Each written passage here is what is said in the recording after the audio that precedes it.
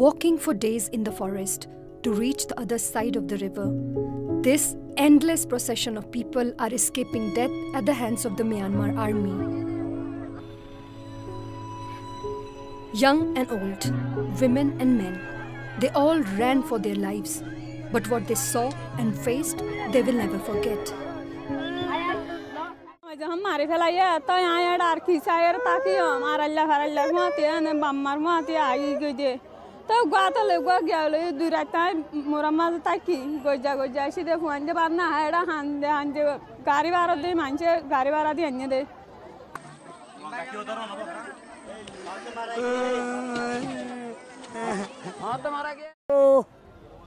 Besi, ya araja sangga sangga, putihnya godot putihnya, arah tu kaci, godot tu sangga putihnya godot, arah kiat ambuja ambuja, sini baran dosa.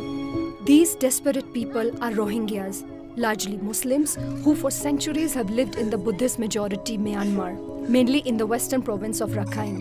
But Myanmar doesn't consider them as their people. Several clashes have taken place between the Buddhists and the Rohingyas in the past. But the most violent attack on Rohingyas happened at the end of August 2017. It started when Rohingya militants attacked Myanmar police posts and an army base in Rakhine state, killing 17 members of the security forces.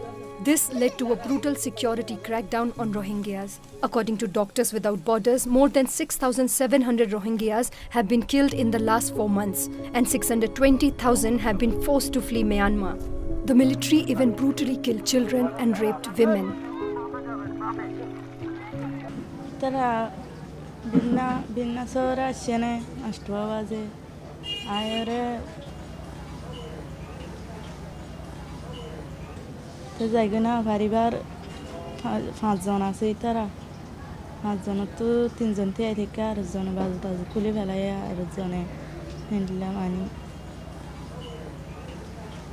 The total Rohingya population is 1.1 million, now spread across several Asian countries. Arriving in Bangladesh, they are tired and hungry. Even if they escape death, their struggle hasn't finished.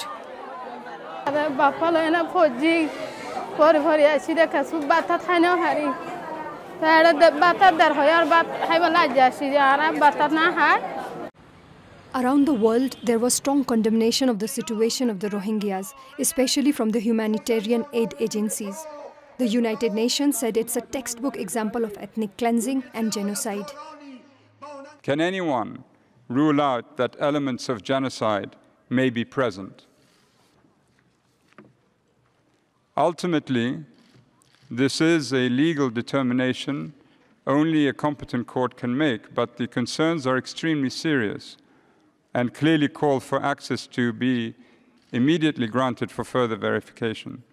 They are denied a name while being targeted for being who they are.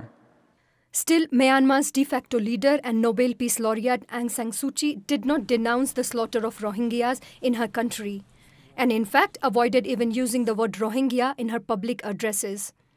Over the last few years, the world has focused its attention on the situation in the Rakhine state of our country.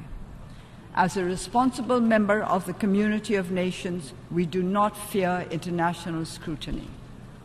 We are committed to a sustainable solution that will lead to peace, stability, and development for all communities within the state. After a lot of international criticism, in October, Myanmar announced that it will accept Rohingya refugees back in Myanmar, but failed to provide any concrete plans. While one of the poorest countries in the world, Bangladesh, opened their borders and accepted more than 500,000 Rohingya refugees. Their lives are safe, but what is next? What is the future of Rohingyas in these forgotten camps?